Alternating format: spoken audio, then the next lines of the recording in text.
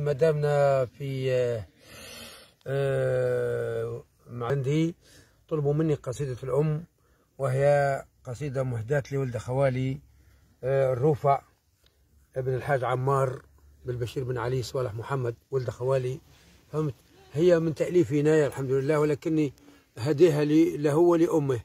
نقولها: يا والدة يا نزهتي ودلالي، ويا نور من المولى الكريم العالي، يا نور ضوي عني إذا انضمت كان انت علي تحني، عني في صغري تربجي وتغني، وانت لقبلتي حرمتي وهبالي، وهاني في كبري نشكرك ونسني، أفضالك علي تفوت كل أفضالي. يا والدة يا نزهتي ودلالي، ويا نور من المولى الكريم العالي، عايش على دعاكي وطالب من الله يدوم عني رضاكي. يا والدة يا غالية مبهاكي، نحلف يمين ما عاد بعدك غالي، يا شجرة الخير عايشين في حماكي، والعاش في حماكي ما يشوف هوالي. أممتي الغالية يا رب يا كريم خلها ليا، معروف عنها حنينة خيرية، ومساعدة جيرانها جمالي، إيدها سخية كل 1000 كيف المية، هي نصرة المحتاج والزوالي. كمل عليها بحجة في ساعة سعيدة من عند واسع فجة، فرحة كبيرة والكل فيها يرجى، وجونا الأقارب من كامل النزالي، وندير محفل سمح يعمل ضجة بالرجال والبارود والخيالي. وهذه لأم عناية.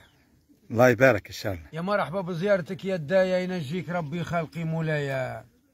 يا مرحبا بجيانك وربي قدرني نزيد لك بإحسانك.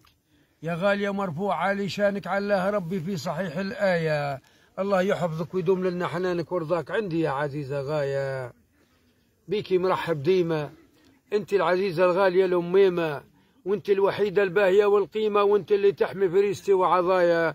نمنع من الجحيم وتشاميمة يخشوه أهل الكفر موش حنايا.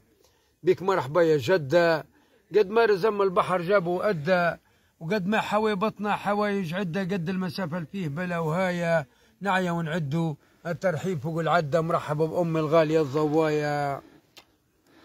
يا والدة سامحينا، رضاك وسماحك زادنا يكفينا، وادعي مولانا يغيثنا ويحمينا من زمن عاكس مصايبة رزايا. إن شاء الله النبي السمح يشفع فينا، أنت وأولادي وأمة محمد وأخوتي وبايا.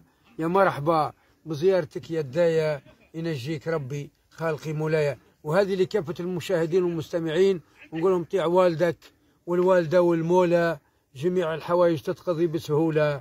الوالد خدم المرة وقاس على جالك سنين البرة، لهمت في حمولة في قرة عد حياته سبتها مقفولة. اليوم يلزمك من غير ما تتورى، جميل سبق واجب ترجعه له، جميل يلزمك ترجيعه، وباباك واجب فرض باش تطيعه. يزيك من كثر الهمل والميعة طريق فقر منه الفايدة مقلولة، والعرض يصعب في الحياة ترقيعا. نوصيك ديما نظرك محلولة، ديما نظرة هزة، وباباك في وسط الكنينة عزة، هو نصرتك في الضيم وقت الكزة، رضاه يفتح المسكرة ومقفولة، وتابع خياله لن الموت تهزه، وبلاك تنسى الوالدة والمولى. تنساش من جباتك، تسع شهر في بطنها حملاتك، قاست سهر الليل في معاناتك، ولا غبت تبدا نفسها مشغولة بدموعها تبكي على ملاقاتك.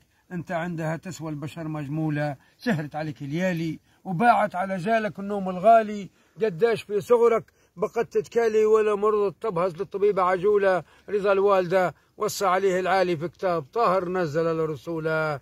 رضا الوالدة والبابا وتتبيع جملة ما نزل في كتابه، يفكوك من النار اللي ظل هابة في يوم فيه الواسطة معزولة. لا مال ينفع فيه لا قرابة، وكل نفس عن ما قدمت مسؤولة. أنا طالبك يا عالي شور اليقين الدخلة في بالي، واغفر ذنوبي تخف يوم سوالي، بجاه جاه جملة الأنبياء مجمولة. ورضي علي الوالدة والغالي، نعيش عيشة هانية معدولة. طيع والدك وانت طيع والدك، وانت طيع والدك والوالدة والمولى، جميع الحوائج تتقضي بسهولة. وسلامتكم، وشكرا يا شوشو العلندي. شكرا، بارك الله فيك.